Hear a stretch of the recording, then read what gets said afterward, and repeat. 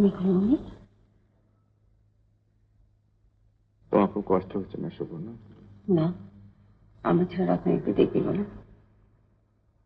ও বোধ হয় দাদামণি স্নেহের ভাগে সহ্য করতে পারছে না জানো।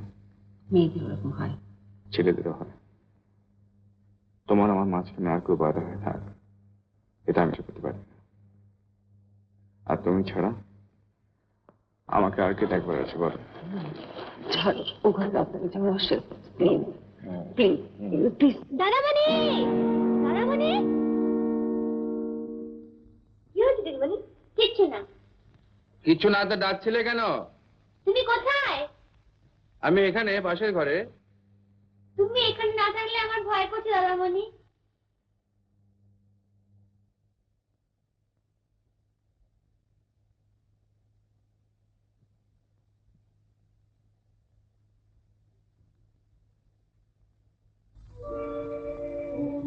তুমি এখানে থাকো দাদামণি। আচ্ছা এই তো রয়েছে, এটা আমার ভীষণ ভয় করে কেন দাদামণি। ভয় পেয়ে যাচ্ছে? ভয় পেয়ে যাচ্ছে? কেন আমি একা থাকতে পারি না? আচ্ছা থাকতে হবে না, তো রয়েছে আমি। তুমি এখানে থাকবে।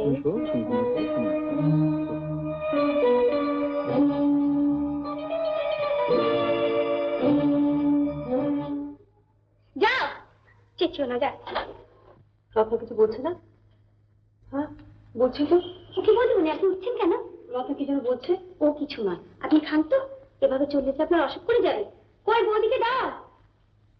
তুমি তুমি রত্নার ঘরে যাও, ও একা রয়েছে। আমাকে তো এখানে আসতে বললো। কি যে বললো, কি বললো যেন। আপনারা বোর্ড অফ ডিরেক্টর, আপনারা নিশ্চয়ই বুঝতে পারছেন যে এই কাজটার ভবিষ্যৎ খুবই ভালো, খুবই আশাপ্রদ। তবে আমার যেটা বক্তব্য সেটা হলো যে ইনভেস্টমেন্টের ব্যাপারটা আর একটু বাড়ানো দরকার। আর লোহার ডাগায় যে কাজটা হচ্ছে সেটার একটা ভালো তদবির তদারক হওয়া দরকার। অবশ্য সে রেসপন্সিবিলিটিটা আমার। তবে ওই ফিনান্সের ব্যাপারটা যেটা বাড়াতে বলছি সেটা ভেবে দেখেন। হ্যালো, কোথেকে? বাড়ি থেকে? Excuse me for a moment. হ্যাঁ, কে? রত্না? হ্যাঁ বলো। তোমার বৌদিমণি কোথায়? বৌদিমণি কি জানি কোথায় চলে গেছে। সকাল থেকে ডেকে ডেকে সারা হচ্ছে, আসছেই না। কে? আয়া? আয়াও নেই, কোথায় পড়ে পড়ে ঘুমোচ্ছে। তুমি একটু সামনে থাকো, আমি যত তাড়াতাড়ি পারি আসছি। বৌদিমণি, আমি পড়ে গেছি, আমি পড়ে গেছি।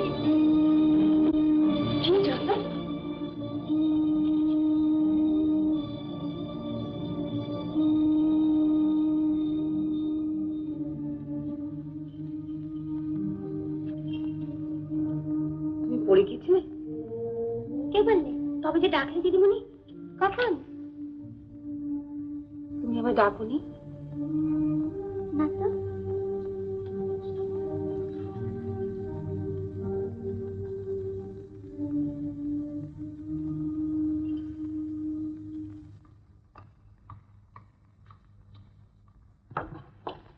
এই যে, কোথায় ছিলে? দিদিমণির ঘরে। সকাল থেকে কোথায় ছিলে তুমি আর তোমার বৌদিমণি? কি বলছেন? সকাল থেকে দুপুর পর্যন্ত রত্না তোমাদের ডেকে ডেকে কারো সাড়া পায়নি। মেয়েটাকে যত্ন করতে না পারো, একটু কাছে থাকতে পারো তো। একটা কথা মনে রেখেছিও, রত্নার জন্য কোনো রকম অযত্ন না হয়, বুঝতে পেরেছো?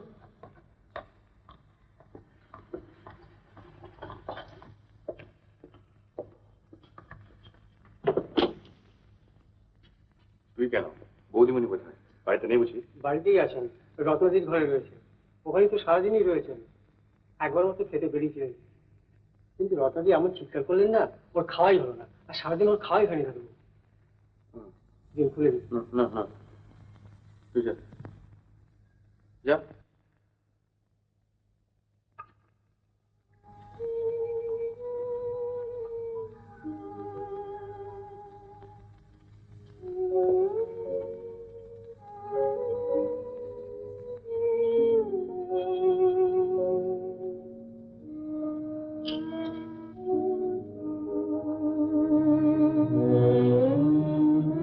বাহ, বেশ দেখ।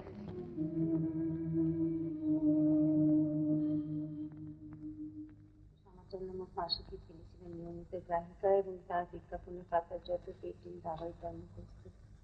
কোনো চটকদার বিজ্ঞাপন দেখতে সেই ওষুধটা আনন্দটাই কিন্তু কার উপর পরীক্ষা করবেন জানি যাতে কোনো রোগ তেমন নেই হাতে কাছে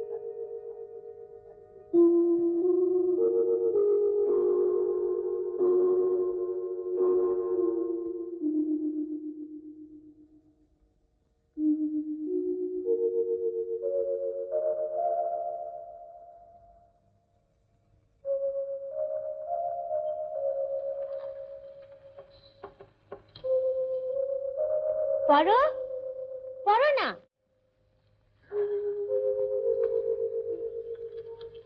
গুলো বেচারা কি আর করে, ঘন্টায় ঘন্টায় তাকে ওষুধ খেতে হয় না, খেতে দেখাই আছে মাথা ধরেনি তুমি তাকে খেতে হবে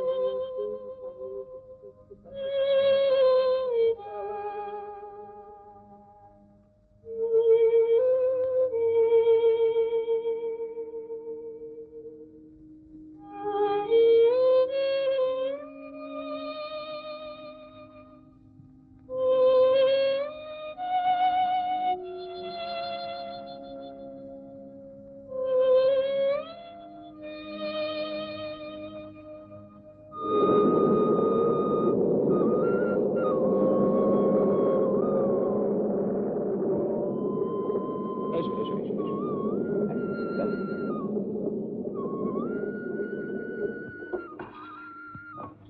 সতীশ, সতীশ, সুদামা, এই সুদামা, এই দিদিরা এসে গেছে মাল কোথাও নাবা?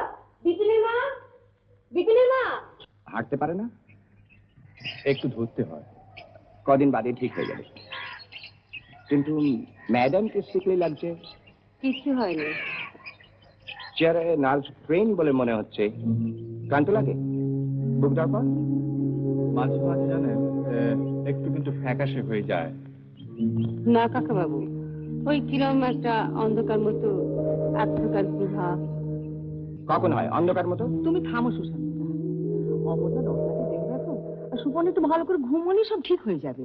আপনি ঠিকই বলেছেন, তাতে রত্নাও খানিকটা নর্মাল হবে আর সুপর্ণারও খানিকটা রেস্ট হবে। হ্যাঁ হ্যাঁ, সবই ঠিক হয়ে যাবে। আর তাড়াতাড়ি ভেতরে চলো, এখানে বসে গল্প করা যাবে। হ্যাঁ, রত্না দেরি হয়ে যাচ্ছে, ও চানের সময়। কিছু ঘাবিও না ম্যাডাম, অপর্ণা যেভাবে দৌড়েছে ও সমস্ত ব্যবস্থা করে তবে আসবে। ওই তো আসল রিসেপশনটা আসছে।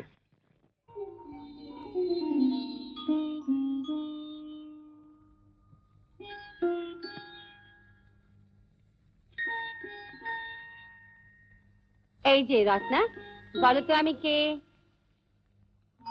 তোর বিয়ান রে। না বেয়ার না, বিচ্ছিরি না। না ঠিকই না, না রত্না, আমি তোমার দিদি, তোমার আর একটা বোন। না, আমার আর কোনো বোন নেই।